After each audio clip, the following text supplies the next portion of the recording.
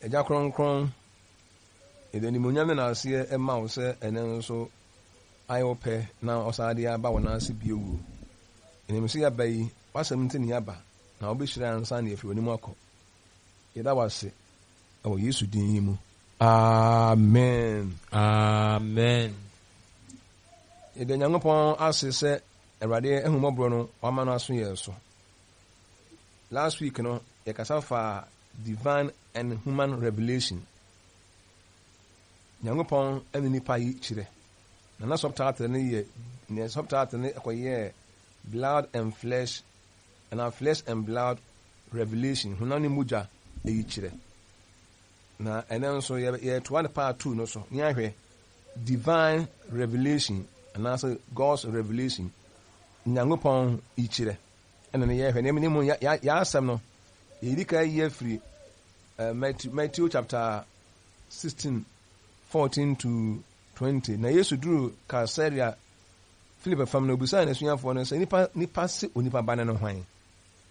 No se ibinem se Yohane Suboni no. Ibinem se Elia. Ibinem se Jeremia ana adifo no ba akọ.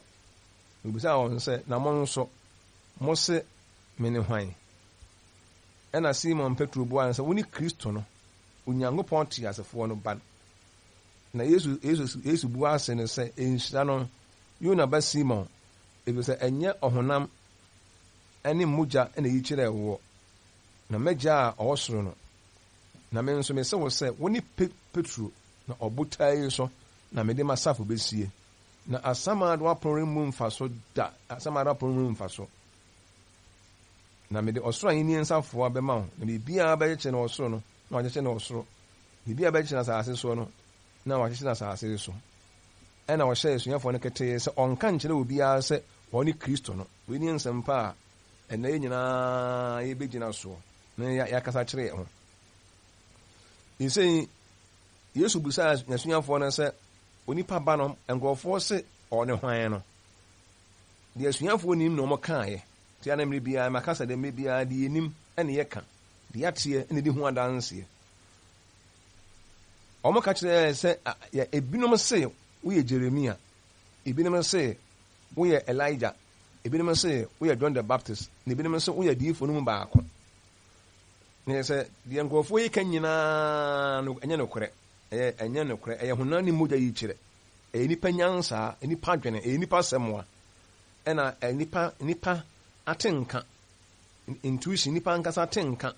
Ena omo de ne mbi to ne bi ho. No mo kire se Yesu we Jeremia believing say da bre nipa wu a reincarnation yo ho nipa wu a da bre osa aba me ye wo no ti Jeremia na aba na ya be wo Jeremia na ya wo no aba wi ase be no say John the Baptist wu ye when the oso re fra wu fu na be nipa wu nso a oso re fra wu fu mu a ti John asa anya ne a wasa aba wi ase no Elijah nso ye fa na call so no na da bre ono nso na aba no ene ebi must there be a difo no ba akwa ndi ekuo no nyina no na 5 Awurade de asuafo de ne kan wo de 5 no bi say mo sa mo nso mo se me ye hwan ya ena Peter kan se woni Kristo no Onyankopɔn ti asefo no ne ba no eye wowa no ka se Peter Onyankopɔn enhyira pa no pa na mo mfa ni mo nyam nso mawurade pa se Nyankopɔn bie mu ani na mo hu nipa ko a meme ye motime hu identity ze motime hu se meme ni Kristo no Onyankopɔn ti asefo no bana no kore turodo na nya wadwen na ade hunu ye nya wunyansa enya obi na ka kire wo nya book bi na kan hunu ye se book bi na kan hunu ye nim eye agya a woso na eyi kire wo meja woso na eyi kire wo Nyankopɔn yi kire asama kan ye de Nyankopɔn no ani yi kire enya hunam yi kire enya yi kire mu mienu ye Onyankopɔn yi kire ene ye wo hunam ni moja nso yi kire na se urade be he de ode asafo no bezi so ode asafo no bezi hunam ni moja yi kire so a ana ode asafo no bezi Nyankopɔn yi kire so a ana ode bezi de be nso ni se adisua no ebeboa ye kwa yenim no ti ase de o maka ye bia nya no kore o mo se Yesu Jeremia bia ya toro o mo se Yesu ye Elijah bia ya toro Omo se jere Yesu eye John the Baptist bia ya toro. Omo se Yesu ye adifo no ba akọ na aba ba no so ya toro. Ni nyina no kure bia nim Yesu onye Jeremia. Yesu onye Isaiah. Onye omu bia. Nse nkrofo edi atoro chi. Na ni moja yi kire de ni pa be ko se yemu. Na ni ka kire mo se enokore eye ba akọ the truth is only one. Enokore eye ba akọ pe enokore eye ba akọ pe. Nokore nya mienu. Unya nokore mienu ba bia nokore eye ba akọ pe. Na ka se nokore ba akọ pa ansa na ebe koso bebre no. Unsa bibi wodi a ubeso odi hu atoro de a ene hu atoro se metima bebre nokore ba akọ pe no ho no nokore no so ubeso twa hu atoro a ebitima bebre bibi de se la me ka kire ye se a date of birth obi a date of birth no ba akọ pe se wo 1960 21st ebia February eno an ensanda e wo hoda bia se nipa na be so odi ne kwere nko ade a maybe obe kan say ye woman 1960 obusa ne mpra pem a obe answer mpra pem 1960 no eno kwere na wo da ne ye ba akopɛ na ene 1960 na eno kwere no na so obe so otwa ho ntoro de a ebe bebre atoro de bebre obi na kase 1970 1961 1962 1963 1950 bebre atoro nyina ya atoro ndi atoro de bebre ba no kura de e ba akopɛ maybe obi a fancy bia birth we say place of birth maybe e wo e ba akopɛ obi a ene say ye wo Asante Mampon ye wo Emprem ye wo efa hia maybe e ba wo bi ye wo Ghana ye wo Nigeria ye wo Britain maybe e ba wo bi o man bi obi wa na e ba akopɛ ene say nipa na ba sa odi atoro de obetuma dia ho ntoro bebre me ene yesiesi ya adwene woni ma bi ho sa atoro ye bebre be nipa free e ba akopɛ obeso twa ho ntoro a obetuma nsa enipa odin e ba akopɛ odin be so odin se me ye frame Kwarteng ene say nipa be se me nsa me din di a metma nsa me bebre metma frame Kwarteng ye frame Kwarteng ye frame bebre ba din ba akopɛ no ano tino kura de nyango me ena ye de Benjamin asemu di enokora ba akopɛ na o wi ase nokora no ye ba akopɛ di hasen sa na ne berwade mu nso a eda de wu awurade Yesu ne birthday na the birthday na ye binum celebrate no Yesu wono so oba ase nipa di e woda potin bi e wu awurade enti enye nokora da se ebi ka se ye wada ebi si fiada ebi si wukwada ebi si ya wada nyina atoro sam nko a atoro enti wem nyina na enyia sa wukura odidi we nu machie atoro sam bebre nipa birthday ye ba akopɛ o birthday e ba akopɛ da ye wo ye ba akopɛ se ye wo dwada na ye wo ntimi nsa ma ye wukura da edimi nsa ma ye fiada da edimi nsa ne mo person nsa na odi atoro de a na wo frɛ Kwadwo a me frɛ me Kwadwo medman nsa na kwɛ se ye frɛ me Kwabena ye frɛ me Kwame ye frɛ me Yaw ni nyina na kwɛ atoro sama na aye bebre enti Yesu so no ne birthday no edapot ye wo awurade no ene evans bia eda awurade Yesu owuye eda awurade Yesu kuzo nkankan owuye ene eda Yesu nso wo sori fra awufuo mu eda okọ osoro ni nyina sa na ena we nyina ye ba akopɛ ni wuso ni wuda e ba akopɛ ne soro koda ne sori da e ba akopɛ ne soro koda e ba akopɛ enti enne you heard the birth and the birth, death, resurrection and ascension of Christ ya and what to say my bebre keka obesi Yesu ye wona uda say obesi Yesu unda say yenima yenya ye onipa na yeka na wanso what say what ye no ne and onsan you and so ne hwa toro samtia and okran de ye ba akopɛ ne ho na sa na okran ba akono wa ehunu a obeyira ne ka Nyankopɔn no kore Yesu afi ehun se de si hu no Messiah no ye ba akopɛ enya Messiah me no da Messiah no ye ba akopɛ woni Yesu oba ewi ase no ti bi so Jeremia no ne adare nyina no atoro so na atoro de magasa life has many variations atoro de ehun kora wata ye bebre ba no kora de ba akopɛ no kora ba akopɛ Nyankopɔn na sa no kora Nyankopɔn na de kire Nyankopɔn ne bie nipa ni ma nipa hu sɛ no kora de nipa kɔ nkwa mu nie me ka Nyankopɔn no kora de nipa kɔ heaven Nyankopɔn no kora de nipa kɔ heaven no so Nyankopɔn mie wani a ɛho atoro bebre ho atoro sam de bebre we kan say enti sɛ Awurade Nyankopɔn ɛna ɛde no kora no kyerɛ enti no ɛno kora nipa hunu no enyame Awurade adwuma no kora hunu so obehu no kora na de nipa ɛkɔ nkwa mu a Nyankopɔn na ma nipa hunu Nyankopɔn na ma Peter ne hu sɛ de omo di n'akyi no ɔne Mesaia no no mo tumi atie no mo amfa ne sɛ ɔde sɛ Jeremia sɛ ne nkɔfo bebree no amfa Yesu wɔyɛ one of the prophets bebree no amfa Yesu that no wɔyɛ Mesaia wɔyɛ baako pɛ to wanyɛ ne sɛ wɔne Mesaia na ne ɔyɛ Mesaia na ɛbɛma ne tumi ama na aka nsɛm akɛseɛ na mo fa ne sɛ ɔde sɛ Jeremia de a Jeremia ɔ limit baabi ɔyɛ sɛ ɔkasa koduro Elijah wale limit webi wakasa koduro ba ne Mesaia no de ono na sem nko na ne ye ba so pa ye pa tise Awurade da no kra na de kirewo no ma hu no kra na de na de asdam Awurade pa so hu no kra ni pa e konkwam ne so no se oso oka kire obi se no kra ni a Onyankopɔn na confirm no kra confirmation no kra Nyankopɔn na confirm na Nyankopɔn so oni atoro da oka Genesis chapter 1 verse 3 was let there be light and there was light. Onyankopɔn ka sa han mra na han bai. O ka sa han mra no. Esumu ama. Onyankopɔn ka de o ka na ye ho de Onyankopɔn ka na ye no kore. De o se ye mra no. Ene beba. De Onyankopɔn se we ni Mesaia no ye Mesaia no Onyankopɔn oni atoro. Ontwan kontompo. Let there be light. It is Onyankopɔn ka sa light mra na hwa na ensuo na eba. Onyankopɔn let there be light. E hwa bo hu na events bia bosome na apie. Bosome na abeda ho no han beba se bosome kwa na ba han won sa han na han aba na han Onyankopɔn na asɛm no korɛ dia ne henon so ba ye pa Nyankopɔn ka asɛm a o ka sa han mra han na beba to say enu ntina nyame nipa bia ka asɛm a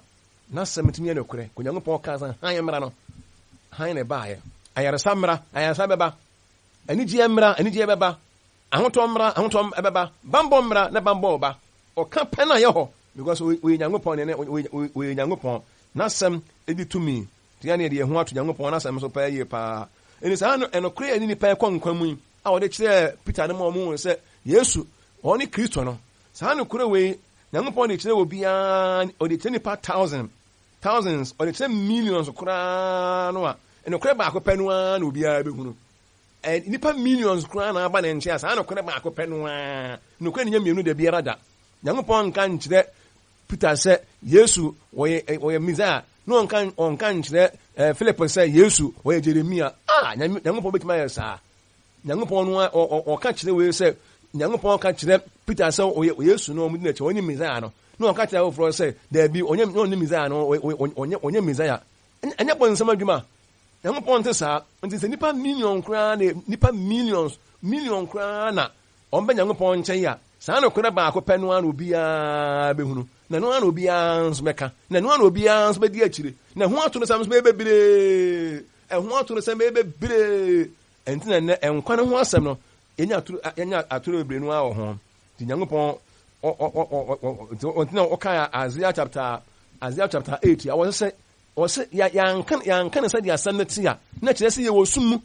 ɔsɛ yanka ne sɛ de asɛm no te asɛm no sɛ Yesu ɔne Mesaia no a ka ne sɛ ɔyɛ Mesaia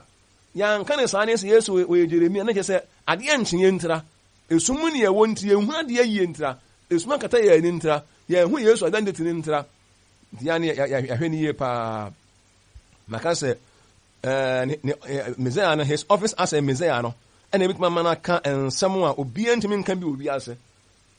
na obituma ayi tumi bi adi obiara ntumi ni saa tumi na adi obi ase ti yɛfa ne sɛ wɔyɛ Jeremia ade ana sɛ wɔyɛ unexpected messenger baabi ɔmo ka ɔmo tumi koduro ɛna expected messenger nso wɔ baabi ɔmo nso tumi nso koduro na Yesu wɔyɛ Jeremia ade a ne kyerɛ sɛ wɔyɛ Mesaia obituma ka sɛ mene owu sɔre ne nkwa mene kwa no kora ne nkwa no mena mebu wiase nyinaa atɛn ewiase da hɔ nyinaa mena mebu atɛn wokɔ heaven yɛde heaven tumi ama me asase so tumi ama me asase tumi nyinaa ama onipa bia ntimi nka saa asɛm wei da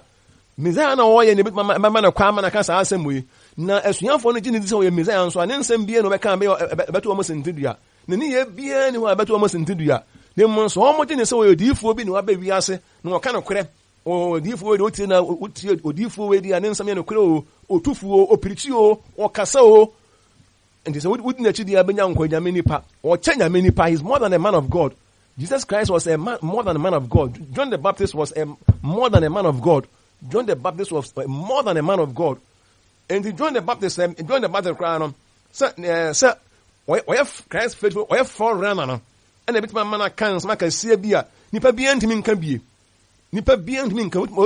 obetuma ayɛ nneɛma bi nipa bi ntumi enya bie ebi sɛ deɛ Nyankopɔn na de sɛ tumi no gyina bia na ma no na ɛnyɛ sɛ bia John the Baptist be wi as a prophet sɛ Jeremiah. He was more than a Jeremiah. He was greater than Jeremiah. He was greater than Isaiah. He was greater than even Moses.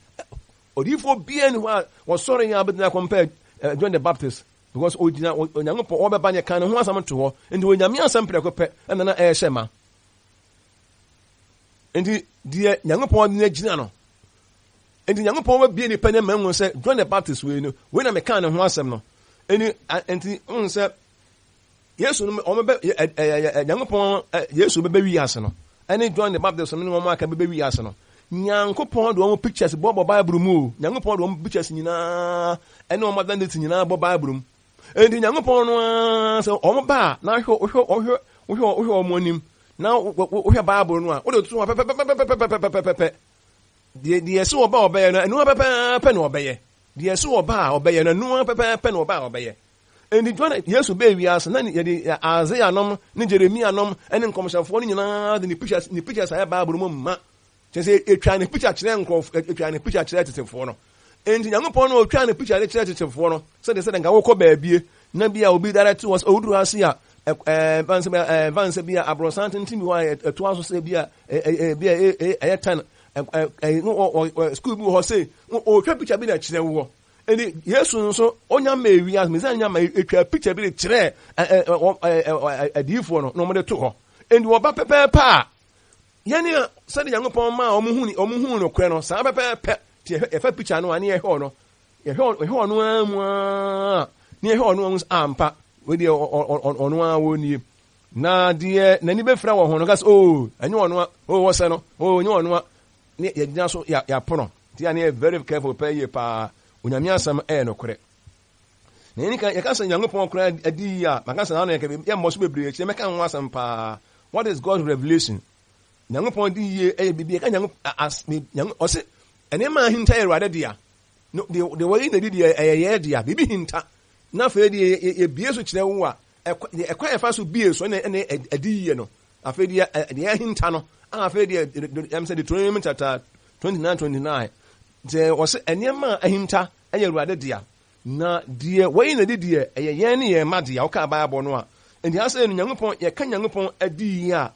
na yɛsɛ Nyankopɔn yi ntasɛm a wɔdaa na die di akyerɛ ne mma na ɛnam ɛtumi fa kwa bebree nu ara so Yesu yɛ Messiah no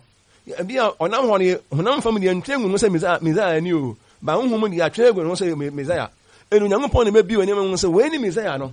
Nyankopɔn ne bɛbi mu sɛ wei ni Messiah no nti Nyankopɔn asɛm no nti yɛwɔ Nyankopɔn yi kyerɛ hɔ ne wɔ nipa nso yi kyerɛ hɔ Nyankopɔn adi yie ɛnam kwa bebree nu ara so na ɛba ɛno ɛne ebi etimi true dreams bi visions trance what dance when someone na nyamba me hear that on boy say audible voice no inspiration intuition do kwa Nyankopɔn fa so mani pa hu ehu na kwai ana ehu intasam bebre ina de ba akopɛ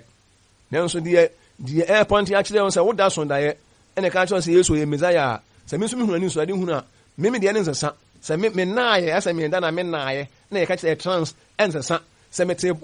me te voice ɛna wo so hu ani so ade hu ensesa sɛ inspiration ensesa sɛ intuition ensesa bibia ne nyinaa Nyankopɔn bie wa adwene ma hu sɛ we ni Messiah na ensesa ne nyinaa na sɛ ɔhu so Nyankopɔn yi na Nyankopɔn kwa fa so yi enema di kyerɛ ne mma me hu ne okra na bebree anyame boy kyerɛ yɛbɛka ɛho asɛm enti Onyankopɔn adi yie na yɛ authority ɛna yɛ ahoɔden ɛna Nyankopɔn di yie ɛyɛ authority ɛna yɛ strength ɛna yɛ guide ɛna yɛ life ɛna yɛ salvation enti nyɛ sɛ Peter nom Nyankopɔn Yesu ano mu de akyi no na nya Yesu nya so na omudi Yesu agye Messiah no enyame asɛm na omudi akyire Nyankopɔn na ka kyerɛ ɔmo sɛ ɔmo ni Messiah no ntia fe de ɔmotwe maka sɛ Yesu onye Messiah bi Nyankopɔn ɔmo Nyankopɔn ada ne ɔtorofo ne Yesu na ɔtorofo so Nyankopɔn sɛ fault bi ani Yesu ho wɔyɛ me ba wɔyɛ han na wo fa ne fault no ho a Nyankopɔn no afa ne fault no nye Messiah no a Nyankopɔn sɛ yɛmmrɛ yɛn ho asɛm ma Yesu yɛmfa yɛn ho nhyɛ ase yɛntie ne biribiaa mu na sɛ wontie no a ɛnyɛ Yesu na woyɛ ne bɔne o na Onyankopɔn no ama ɔda no a wantie no ɛhɔ na ɛhu no Nyankopɔn sɛ John the Baptist wɔse nnipa nyinaa na no so agye adi ɔbɛ wiase ɔna ɛbɛdi han ne ho adanse ama Messiah na wɔnie enti Nyankopɔn sɛ mensoma odiyifoɔ mensoma me bɔfoɔ ma no di m'anim na ɔbɛsiesie kwan ɛwɔ m'anim eni John eba Nyankopɔn na soma no na obesiesie wade anim eni so ɔba no ka asɛm bi na sɛ nipa amfa ɛnyɛ John na yapo no o na Nyankopɔn na yapo no sɛ yɛfa ne fault bia wɔ John the Baptist na abrabɔ ho ne kasa ho ne yɛ bi bia ho a Nyankopɔn ɛna yafa ne fault obi Nyankopɔn bi ne ho adanseɛ ɛna wo standard ɛna wo principles kyerɛ sɛ John sɛ yɛ wo pɛ sɛ John ɔyɛ no wo ka ɛna John bɛyɛ de Nyankopɔn yɛ sɛ wɔnyɛ no I was a follow biblical standard. Onyankopɔn hyehyɛ a wahyehyɛ sɛ nipa no ɛne Nyankopɔn susuɛ ɛne Nyankopɔn pɛ sɛ kwan fa so ne tena no saa na wɔsɛ ne tena ɛnɛ me nim sɛ asɛm no ɛsiesie yɛn ɛdɔɔso bebree paa na te hunam ne mogya yi kyerɛ deɛ ɛwɔ hɔ nti ehunu sɛ John no ɛne Nyankopɔn Yesu no sɛ wohu no sɛ wonyame ba a ɛno ano no obi wa so ye penkwade a so obi ye penkwade a enkwa kwa no e ba ko pɛ Nyankopɔn na edi Peter ne hu sɛ de omudi na chi no ɔne Messiah no onyenye picture no ansa no ti Peter nam timi nkɔne wɔ mo ɛse Yesu Jeremia no agree ta ɔmɛ condemn wɔ mo sɛ no de mo ansa mo adwena mo de mo gidie no e de ɔyira bɛbrɛ mo bɛkɔ hell mo ansa de ɔmɛ makasa with authority because the word of authority ne woman chai woman ye bie hu no kwene say Yesu ni Messiah no onye Jeremia the one what a wrong identity bi na ekura mo a wrong and falsehood bi na ekura mo nti ha say no yenye very careful say eno kure de e ba ko pe se Nyankopɔn no kure na kire wo a eno ano no eni se wonya Yesu ho problem de a na Nyankopɔn no wonya no problem Nyankopɔn danse e na we ni akire because na ana say Yesu no say yenhunu enne no say na Yesu tie mayen say what say mayen ne what say de what tie no ana say historical Jesus the afibia no ye celebrating the birthday wrong ye remember wrong birthday to be they celebrating bi ana yes what say pa na mayen okay Hebrew for man Hebrew chapter 13 verse 8 was Jesus Christ said what tie enra enne that pem nyina on say the biara da or the side sana Yesu tiama ya ni ana say anasa historical Jesus Yesu bia abakwasam Yesu bia engofo be so by eno na anasa wo chance Bible say what the side enura and what ti enura ana wo say ade na obo nipa ho by enne sa pepe na wade Yesu tie say na wo tiama we say na wade Yesu wo tiama ye what the side enura na wo tie no oni bibia wo say obete sa da bia Ndiane oyanyame ba otias de bia ndinya historical Jesus sɛ na sam tie mayen na sam ye nkwa mayen ni ana na sam ye asomdue mayen ni ana sɛ bia enne no akeka enne no akekakefo ne abusenkamfo a ye beyi wo mo ho ensem hunu bi o mekeka fa ba Bible ho sɛ Bible no de be nipa na twere ye abrofu ne de ebre ye heaven bi ani ho nipa bi o mutire wuo a enne Onyankopɔn ebe sɛ wo mo de achi bia no Nyankopɔn be ebe yi wo mafiri ho no wo mo nsɛm bi na ewudi akyire ensɛm ho a entie kura akakanfo bi ne abusankanfo bi o mo ba wi ase ya twere mo asɛm ato wo a wo mo atamu ntonko na ɛnna wo mo atamu paa ne ntonko na ɛnna da biara da a ye be yi wo mo ho ne nsɛm hu no mo ka fa Yesu ho no mo ka fa twere kronkron ho ɛna ukodi akyire sɛ na Bible tie ma wo sɛ na Yesu no sɛ na ɔtema Peter no no on tese Jeremia ma wo mo no on tese Elijah ma wo mo no hu sɛ ensɛm wo Jeremia ntimi nka no Yesu betimi aka authority Jeremiah ntimi na die no Yesu betima yi na di enti ne bibia no obeto wo sentidua enti mo menhwe yi na keka fo nsem wonne wo mekeka ye bese wo mo no na sofo bebiri no kra no etwa mo kra e preach the Bible binim kodiji nnura na fe nnura na efra ase se afedi dane fa wo mo ho man se bi afedi nnura no adana fa wo mo ho na fe obi odi nya onfa Nyankopɔn din nya dwuma no kra mu bia he will never glorify the God of the Bible. Now honhom a woni mons man emma kwai man nkasa emma praise Bible da and as the obey bia ma won so onye Bible ni so obey because Bible na wogidi emu asana ni ye bi ni suban boni bu ha obegina Bible no so condemn no and obamodin ayi wadwene free Bible no so wi a waso si di ahon boni ni adwuma bia no afi wa blando enye very careful what obi oso Nyankopɔn no ofri Nyankopɔn nche na aba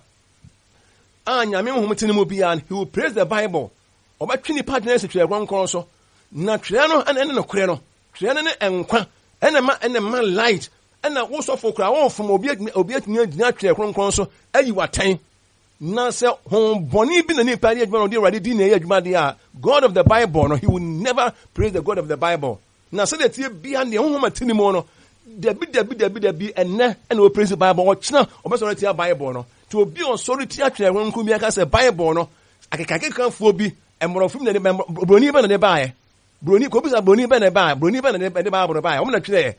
obi na de baaye no na agese on na twere o mo de baaye nyom na on twere yo o mo de baaye nyom na on twere ye o mo nya fi baabi yenye tire meka ho asampa ye pa yenye very careful na erade na yesom no Peter anom de o mo nim se de o mo Yesu o ni Kristo no se na Yesu tema wo se na samete ma wo na sam ye nkwa na sam ye ni da so ma o ye de awure hye ni mu ana de akekakekanfo bi keka no ni ye kwadi akira ana akekakekanfo bi ye be se wo mo ye be se wo mo o a wo mo wie anya papa na wo mo se ye no entonko da na wo mo nya de wo mo ye no so a wo mo tamuo no so eba eni se Yesu Peter na hu se wo ni wiase nyina ahene wo ni wiase nyina the king of the world wiase nyina ahene no to wo mo tie no tinsem bi o kan e bia ni ho a wo mo amfa o ka se wo ni ekwan no a obi nkoja ne nche ya obi na mekọ heaven obekọ ti Yesu obekọ heaven a period eno anu no wonyini a wona abayira Peter nam entimi Jeremia fo nya dwene na wo ye Kristo ni papa nso a na wo sum Nyankopɔn na hu se Yesu tetemire woni Messiah no ene hu no kwere no a no kwere no achi na abadie wo nko Jeremia fo nko as join the baptism fo no ho enko ko mo se Yesu adi fo no omo enim the identity of Christ and you're very careful. Na Nyankopɔn na yesom no dia say no Peter no obi e no bit ma convince wo mo say Yesu onye Messiah minim de obi bit ma convince wo and na sore bebre Nyankopɔn no bebre no adi man made doctrines achi your God made doctrines Nyankopɔn enchachire pa ni pa konkwam Nyankopɔn ne di hu adanse nti say Nyankopɔn ni asem hu adanse di a Bible ne kura ebekura wo kwa ne mo se Nyankopɔn di Nyankopɔn na asɛm ho danse akire wo a obetimi ewu ma Bible na obetimi ewu ma no kure no Nyankopɔn adi akire wo no Peter ne betimi ewu ma no kure no omo nsuo ye mo nsuo mo se o meka se Yesu oni Messiah no ene de yesa ne Yesu oni Kristo ni obi a ene asori ene de adadi o ene de obi an ka se Yesu oni Kristo no yenti ene abone din mu Yesu Kristo no but it mirem na ntasa na ene sana na samte ma yen na sam ye nkwa ma ye ne de de mirem de o kan ye no ene ye gidi ana ananso ye akakan fo bi kan se me Adam abere so asana maka kire me no asam no aka no wa ho asana maka kire me hwe de o mekeka o Bible says sankofo nyina ya twena to won se de o mo ho nsam Nyankopɔn de ababa abrumu se de be benya de sua ne afutuo bi afiri wo abrabo mu te mo me ni akakan fo na chi akaka blasphemous no abusenkan fo na ye ba be yi wo mo mbese wo mo no nipa benya ano kan sam kase pa anya sam ketu akora ye be kasa ti Awurade Yesu ye be kasa ti Nyankopɔn bo so ni asase ye be kasa ti heaven ye be kasa atemmo bi akora ni ho onyame bi akora ni ho Onyankopɔn bia ni ho ewiase ne obi ne bo wiase na sabre no na wosam ye se ye ho den pa ye na bibi ebesi wo wiase de me kan nyina na se enokra ba akopɛ se wan hu sa anokra no a eno ano nti ebinim akodi hwammo Onyankopɔn anim enne nyamesom ɛsɛe no kwan nso wɔ hɔ Awurade baako pɛ gidie baako pɛ no asubo baako pɛ ne gidie yɛ 1000 baako gidie ni pɛ konkom baako pɛ o ɛnan nso wiase na ɛho atoro sɛm ayɛ bebree obiara se ne deɛ na yɛ Jeremia fo se ɔmo na hu sɛ Yesu ɔne Kristo no ɔmo na hu sɛ Yesu no wɔyɛ Jeremia obiara de ne deɛ di obiara de ne deɛ akyi but Jeremia fo ba kɔ di hwam Onyankopɔn atemmuom disappointment at the judgment day beba Jeremia Elijah fo ba kɔ di hwam bɔ mekɔ ne Yesu ɔnyɛ Elisha ɔmo akɔ fiile ti ene esoma wo mu ene gidie edi akyi mfa ye som ene ye gidie ene to baabɔ ho sɛ ne baabɔ no nkɔde a anuanom yenhwe ne ye na yenhwe ho emfiri ho ti yemfa nsi adwene mo sɛ ekuo bia agidi sɛ Yesu onyame ba na sam ena gye nkwa bia no na die ɛyɛ no kura bia onipa yɛka bia ɔba bia ba bia bɛkɔ bia no kwan de no ano bia nso bɛka ni yɛ sɛ Nyankopɔn sɛ ohun yɛ mɔbɔ na half truth deɛ ɛnyɛ de eni akyire nti sɛ ɛnɛ sɛ yɛsom Nyankopɔn a obi ama mɔden sɛ ebituma distinguish